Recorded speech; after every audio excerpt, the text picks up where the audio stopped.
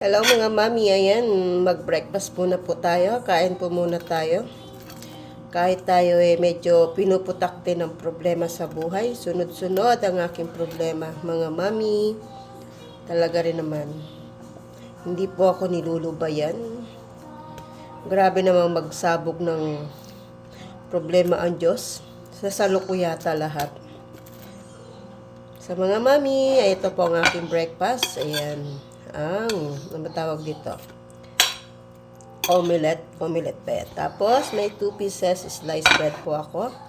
So, breakfast po tayo. Laban lang sa buhay, di ba? Sabi nga, mapapagod pero hindi susuko. Lalaban at lalaban ako dyan. Yan po si Mami Leia. Sa dami ko ng pinagdaanan sa buhay, ngayon pa ba ako susuko? Never give up. Diba? Never give up. So, kain na lang po tayo. Breakfast po muna tayo. Nasunog yung aking itlog. Diba? Kain na lang tayo ng itlog. Diba? God is always good. Yan po ang lagi natin tatandaan.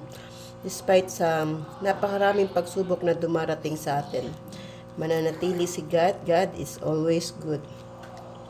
So, yun lang guys. Breakfast po muna tayo.